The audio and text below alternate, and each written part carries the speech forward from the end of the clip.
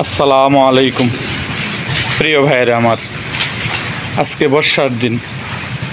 দেখেন ভাইরা, বর্ষার জন্য বেড়াকে বাহিরে নিতে পারি নাই। কারণ হইল অতিরিক্ত আজকে সারাদিনই গুটি গুটি বৃষ্টি হচ্ছে। সকালে আধা ঘন্টার মতো ভেড়াকে ভিজিয়ে খাওয়ানো হয়েছিল, কিন্তু এখনও সারাদিন যদি বৃষ্টিতে ভিজে বেড়া ঠান্ডা লেগে যেতে পারে। এই জন্য ভাইয়া বেড়াকে আর বৃষ্টিতে ভিজাই নাই।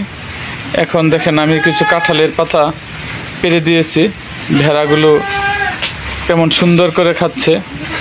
আপনাদেরও যাদের ভেড়া আছে তারা আপনারা এই কাঁঠালের পাতা, অন্য অন্য পাতা দিতে পারেন, ইপিলিপের পাতা দিতে পারেন।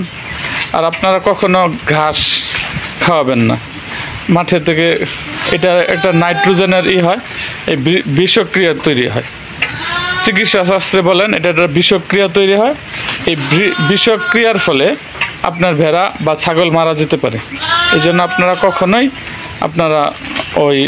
আপনারা মাঠে থেকে ঘাস কাটা ঘাস এনে খাওয়াবেন না। এই দেখেন এই সাইডেও আমার আরও কিছু ভেড়া আছে। আপনারা যারা আমার নিয়মিত দর্শক তারা জানেন আমার 12-13টা ভেড়া আছে। আমি অলরেডি কিছু ভেড়া বিক্রি করে ফেলছি। আমার একটা গারল ছিল, ওই এবারের ঈদে আমি ওটা 17,000 টাকা বিক্রি করছি। একটা গারল একটা ভেড়া আমি কুরবানি দিয়েছি। আর এটা ইনশাল্লাহ আরও আমার এই ভেড়াটা আমার দিয়েছে, বাচ্চা দিয়েছে, 2টা বাচ্চা দিয়েছে। ভেড়ার বাচ্চাগুলো আপনাদের দেখাবো।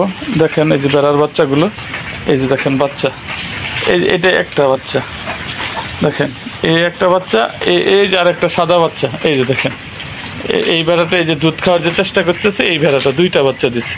এটা ভাই আসলে গারলের ক্রস দিছিলাম, যে আমি গারলটা বিক্রি করছি ঈদে, এটা দিছিলাম, এটা দিয়ে বিট দিছিলাম। এই দেখেন মোটামুটি ক্রস হয়েছে। এই যে দেখেন লেজগুলা লম্বা হয়েছে ভেড়ার তুলনায়। তে ভাইয়া আমি আসলে নতুন খামারি, আমি আসলে আমার নিজস্ব অভিজ্ঞতা থেকেই আপনাদেরকে ভিডিও শেয়ার করে থাকি। তো আপনাদের যদি ভেড়া পালন সম্বন্ধে কোনো কিছু জানার আগ্রহ থাকে অবশ্যই আমার কমেন্ট বক্সে জানাবেন।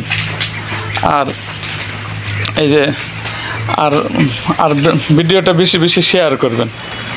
আর যারা আমার চ্যানেলটিকে সাবস্ক্রাইব করেন নাই অবশ্যই আমার চ্যানেলটিকে সাবস্ক্রাইব করবেন। সো আজ এই পর্যন্তই, দেখা হবে আমার অন্য কোনো ভিডিওতে।